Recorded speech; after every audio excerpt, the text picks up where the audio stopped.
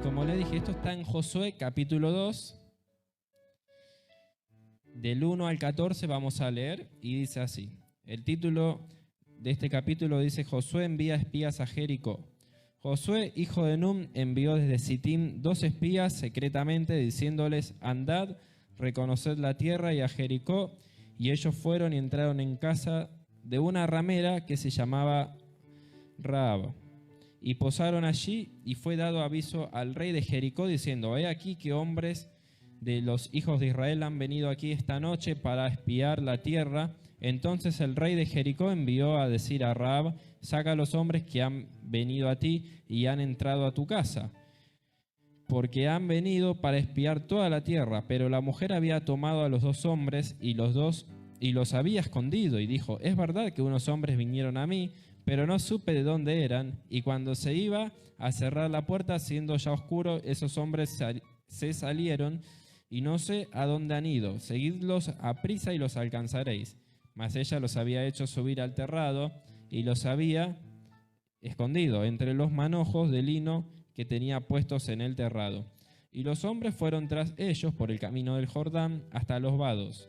Y la puerta fue cerrada después que salieron los perseguidores. Antes que ellos se durmiesen, ella subió al terrado y les dijo: sé que Jehová os ha dado esta tierra, porque el temor de vosotros ha caído sobre nosotros. Y todos los moradores del país ya han desmayado por causa de vosotros, porque hemos oído que Jehová hizo secar las aguas del Mar Rojo delante de vosotros, cuando salisteis de Egipto, y lo que habéis hecho a los 2 reyes de los amorreos que estaban al otro lado del Jordán, a Sehón y a Og, a los cuales habéis destruido. Oyendo esto, ha desmayado nuestro corazón, ni ha quedado más aliento en hombre alguno por causa de vosotros, porque Jehová vuestro Dios es Dios arriba en los cielos y abajo en la tierra. Os ruego pues ahora que me juréis por Jehová, que como he hecho misericordia con vosotros, así la haréis vosotros con la casa de mi padre, de lo cual me daréis una señal segura, y que salvaréis la vida a mi padre y a mi madre, a mis hermanos y hermanas, y todo lo que es suyo, y que libraréis nuestras vidas de la muerte. Ellos le respondieron: nuestra vida responderá por la vuestra, si no denunciaréis este asunto nuestro, y cuando Jehová nos haya dado la tierra, nosotros haremos contigo misericordia y verdad. Amén. Y bueno, como les dije, esta es la historia de Rahab. Rahab, como recién mencionaba la Biblia, su profesión era vendía su cuerpo, o sea, vendía su cuerpo sexualmente a cambio de dinero a los hombres. Y las 8 veces que figura en la Biblia el nombre Rahab, o sea, que figura Rahab, 5 veces figura como Rahab la ramera. Por si alguno no sabía o no había leído bien, te lo vuelve a repetir la Biblia: Rahab la ramera, Rahab la ramera. Pero estas son etiquetas, ¿no?, que el que escribió en ese tiempo es que ponía, ¿no? No sé si para identificar o para que uno sepa o no.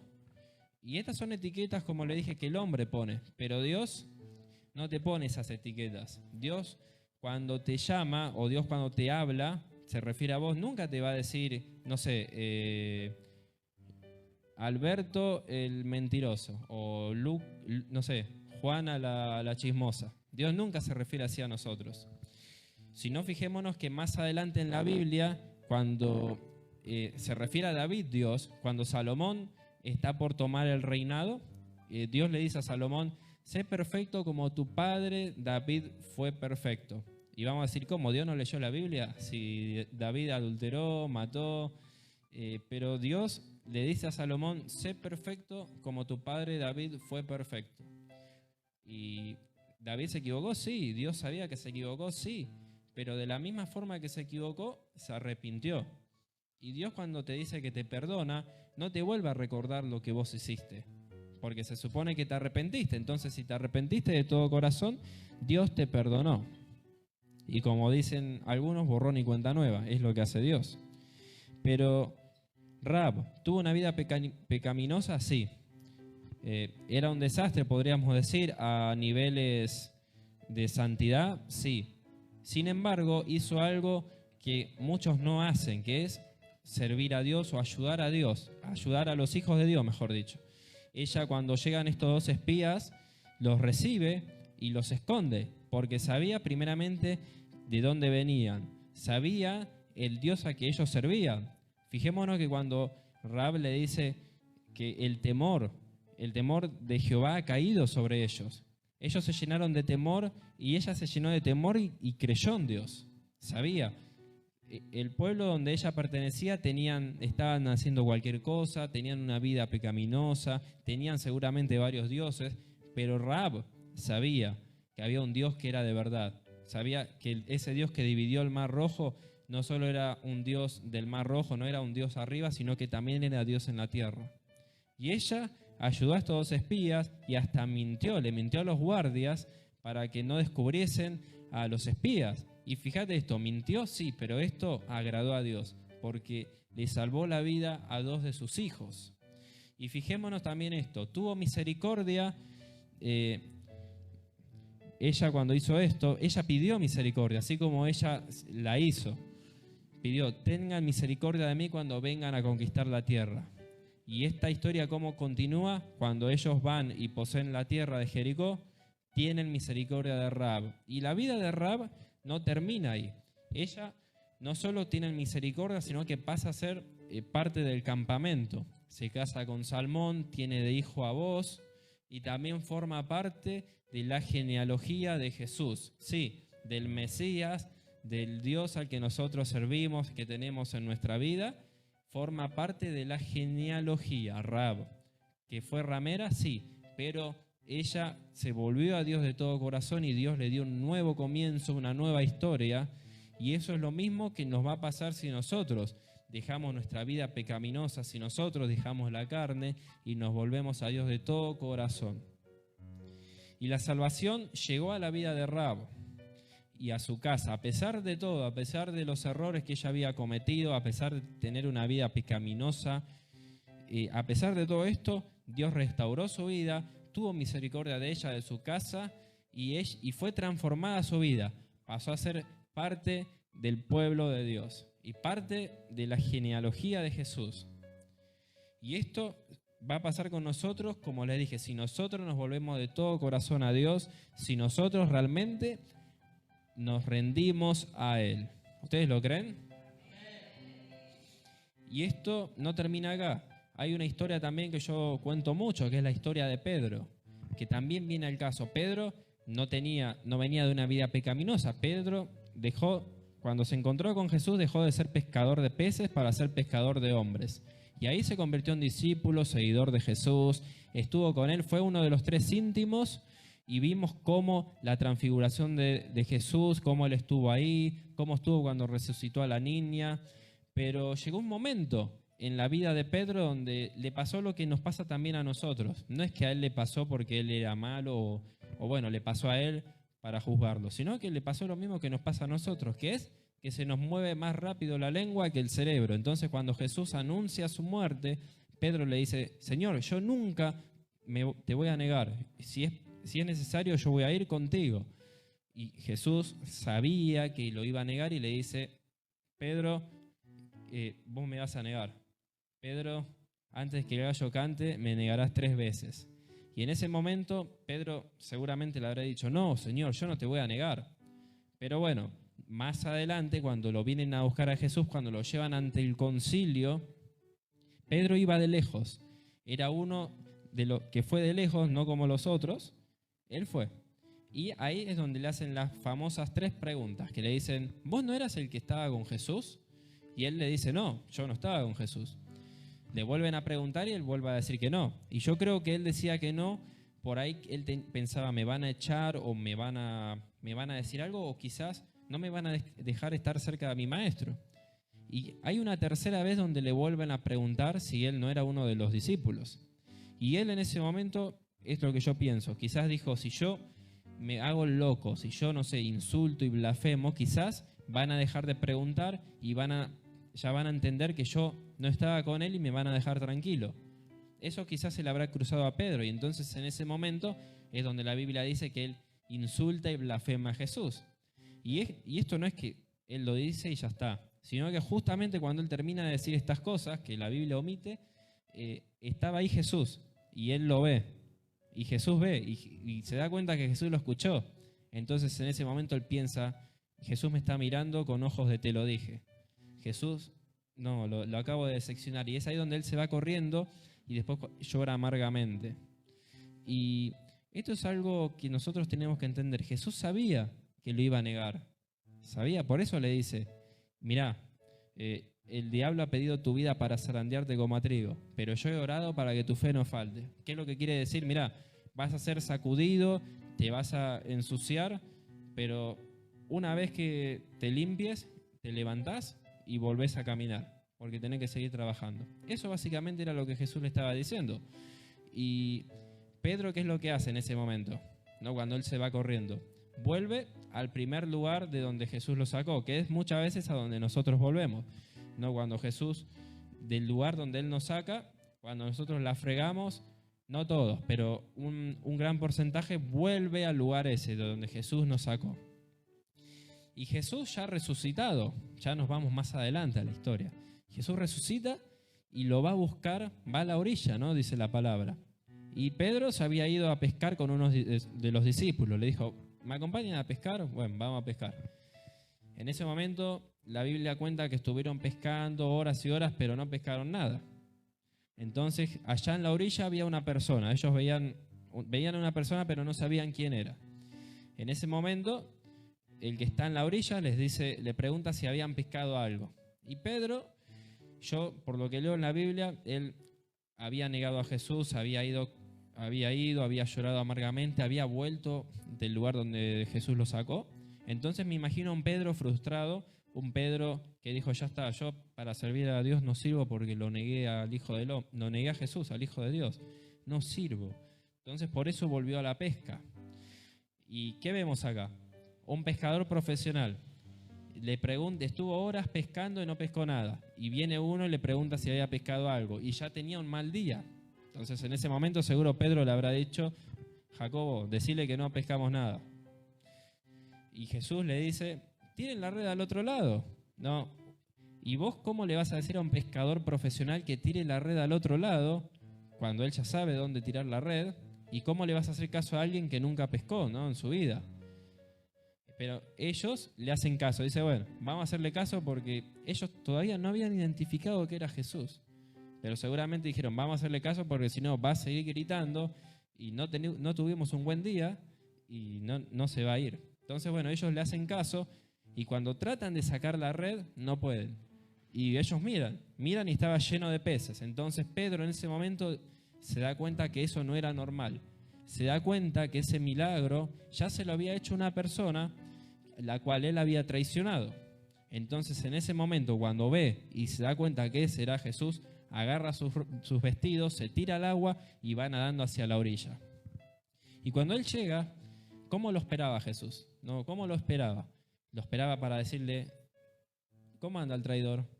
No, lo estaba esperando, dice la Biblia, con un pescado. O sea, lo estaba esperando con el desayuno. Y qué bueno, ¿no? Y esto es importante, después lo voy a explicar. Lo esperaba, primero le dio de comer. Le da de comer y después le hace la famosa pregunta, Simón, ¿me amas? Y se lo pregunta 3 veces. Y esto nunca lo explica así, pero es importante. ¿Por qué le pregunta, ¿me amas? Le quiero poner un ejemplo, una pareja, no un matrimonio. Digamos que un matrimonio pasa por una crisis, el hombre adultera y bueno, la mujer se entera. Entonces, bueno, el hombre vuelve a la casa y lo espera a la mujer. Prende la luz y la mujer le pregunta, escuchame una cosa, ¿me amás? Y ahí el hombre se desarma y le dice, perdóname, yo no lo quería hacer, no sé qué me pasó. Y la mujer le vuelve a decir, pará, yo no te pregunté qué es lo que hiciste, qué no, ¿me amás? Y entonces ahí el hombre, ¿no? En este ejemplo que yo le doy, le dice sí. Y ella le dice, bueno, si me amas, vamos a poder solucionar esto. Si no me amas, no se puede solucionar. Y esto es a lo que se refería Jesús. ¿Me amás? No te está diciendo, che, ¿te gustó traicionarme o a cuántas más personas traicionaste? No, ¿me amás? Sí, listo. Entonces, si vos me amás, vamos a poder solucionar este problema. Porque fue un problema. Fue una equivocación que cometiste, que no quisiste hacerlo. Lo hiciste, fallaste. Pero bueno, si me amás, listo. Pastorea mis ovejas, apacienta mis corderos. Y vemos cómo Jesús lo perdona, ya lo había perdonado, pero se lo demuestra. Pastorea mis ovejas, apacienta mis corderos. ¿Cuántos de nosotros podríamos, no sé, hablarle así a alguien, ¿no?, que nos traicione? Es complicado, difícil. O sea, yo te perdono, pero es como yo te digo, yo te perdono y te bendigo para que vayas a bendecir el sur. No vayas a bendecir al lado mío. Pero Jesús, no, es ese amor loco de Jesús, que lo perdonó a Pedro y lo comisionó de nuevo, y después él se convirtió en ese apóstol Pedro. Él era el único que con la sombra sanaba a los enfermos. Sabemos que era el Espíritu de Dios, pero era el único en el cual Dios hacía esos milagros. ¿Y qué podemos decir de Rahab? ¿Qué podemos decir de Pedro? Rahab tenía una vida pecaminosa. Pedro, conociendo a Jesús, se equivocó, metió la pata. Sin embargo, Pedro se arrepintió, reconoció que estuvo mal y se reconcilió con Jesús. Rahab, el temor de Dios cayó sobre ella. Ella creyó en ese Dios. Y obviamente, cuando ella decide que tenga misericordia de ella, y cuando el pueblo de Dios viene a Jericó, ella se une a ese pueblo y obviamente se une a honrar a Dios con su vida.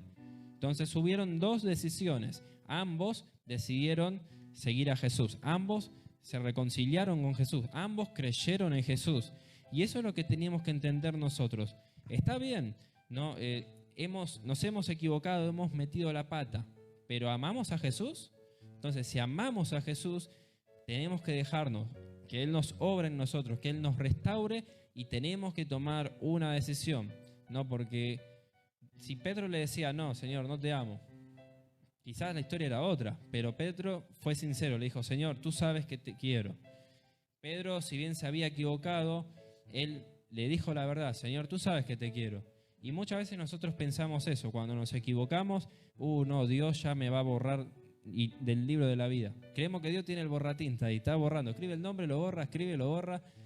Pero cuando nosotros nos equivocamos y nos arrepentimos de todo corazón, Él es fiel y justo para perdonarnos. Pero ¿cómo nos va a perdonar si nosotros nos arrepentimos? ¿Cómo va a restaurar nuestra familia si nosotros le pedimos que Él obre en nosotros? Entonces, este nuevo comienzo que pasó después con Pedro, esta nueva oportunidad que Dios le dio, esta nueva oportunidad que Dios le dio a Rahab, es lo mismo que Dios quiere hacer con nosotros, pero se trata de decisiones. La fe sin obras es muerta. Nosotros queremos un milagro, nosotros queremos esto, quiero conseguir esto, lo otro, lo económico, pero tenemos que tomar decisiones. No podemos pretender que Dios nos traiga en bandeja las cosas.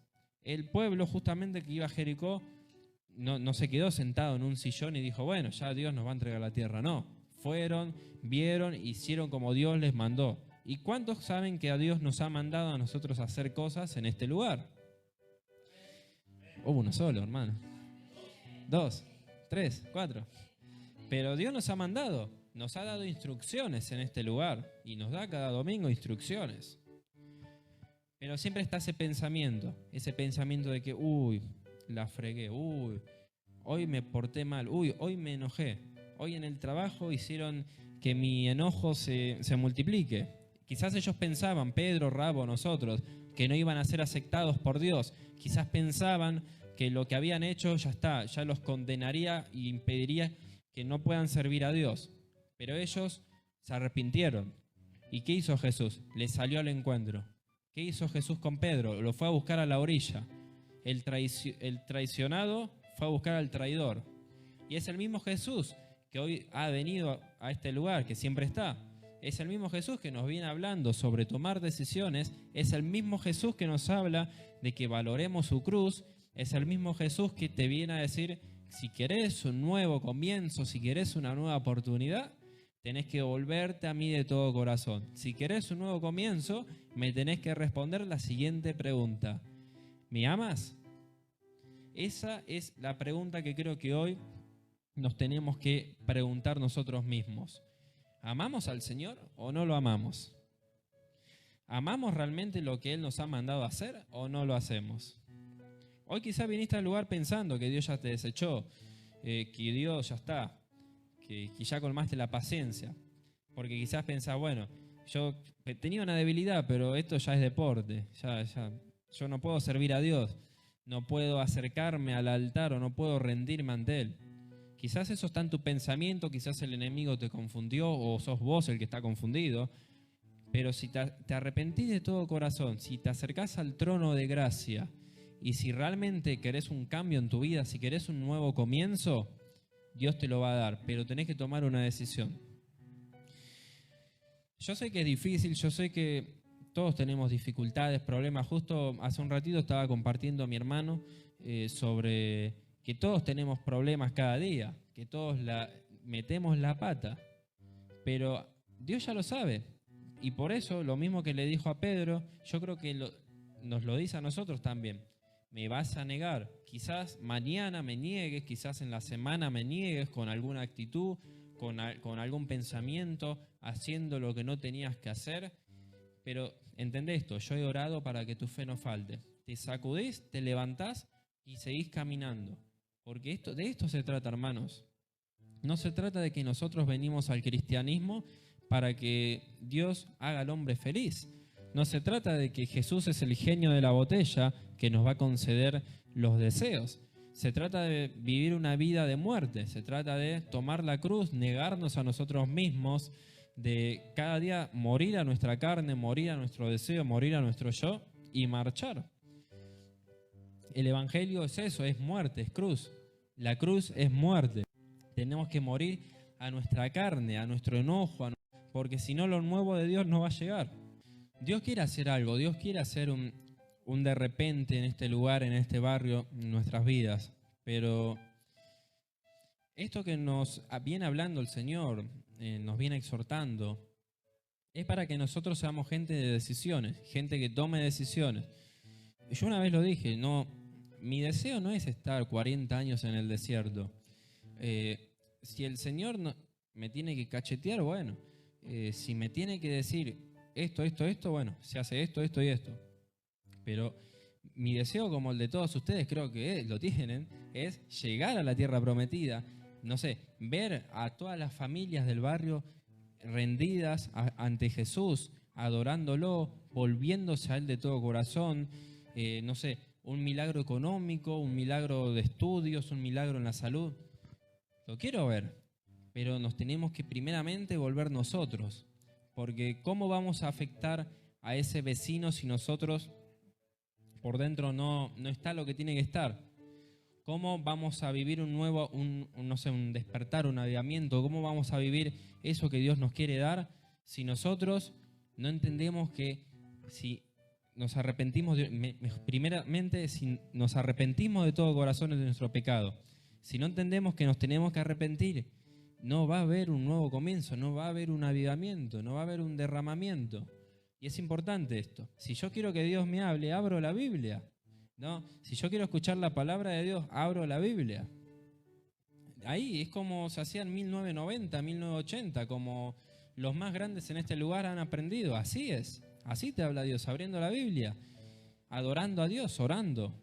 Así te habla Dios. Si vos querés que Dios te hable, abrí la Biblia, no vayas corriendo a YouTube. ¿Se entiende o no se entiende? Y si queremos, como les dije, un nuevo comienzo, si queremos que Dios haga algo en nosotros, si queremos que Dios lo haga en nosotros, tenemos que volvernos a Dios de todo corazón.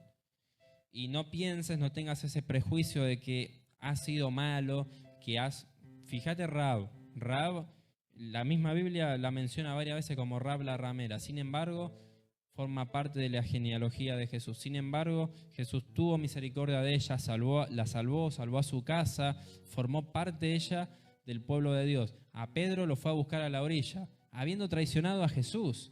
O sea, lo traicionó, lo insultó, y él describió la genealogía de Jesús con otras palabras.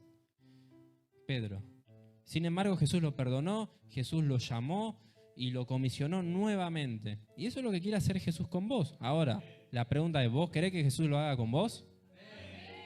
Entonces, hoy, hermanos, que sea un día de decisiones, que hoy no sea un domingo más que diga, bueno, vine a la iglesia nada más para cumplir. No, que hoy sea el día donde nosotros cambiamos y vamos a ver cómo ese familiar se encuentra con Jesús. Vamos a ver cómo ese amigo, ese vecino llega a los pies de Jesús. Vamos a ver cómo las sillas se empiezan a llenar. ¿Cómo?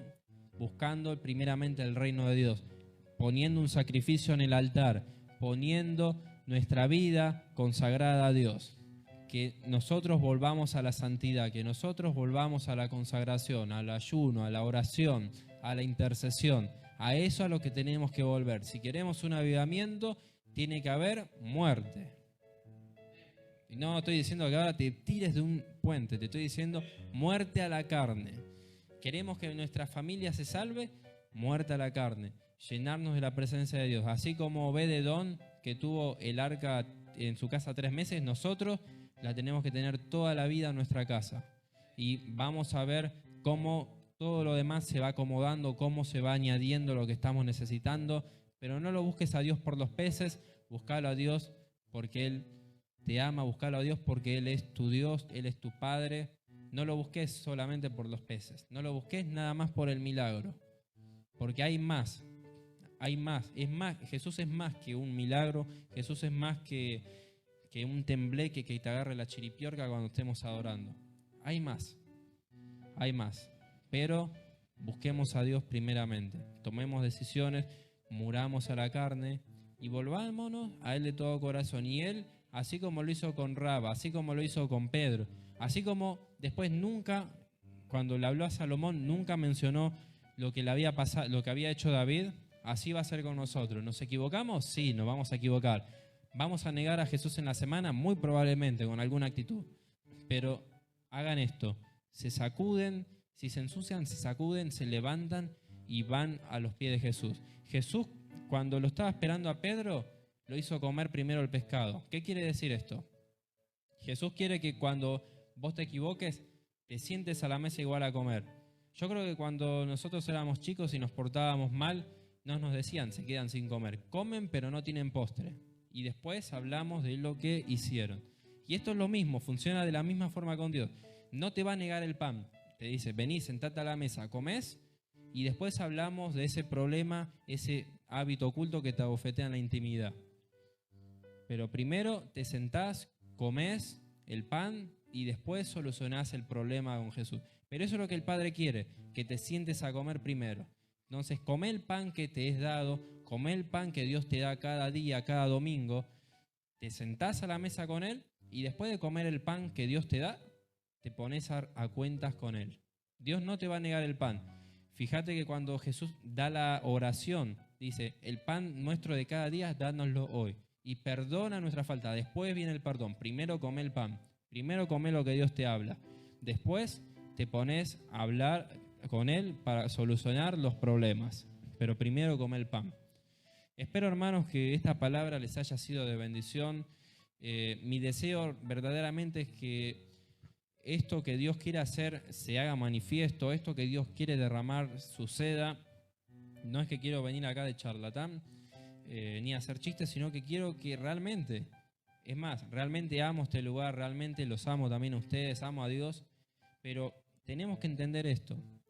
Dios lo quiere hacer, pero tenemos que ser gente determinada. Tenemos que ser gente que diga, entre dejar a Dios, entre pecar y morir, prefiero lo segundo.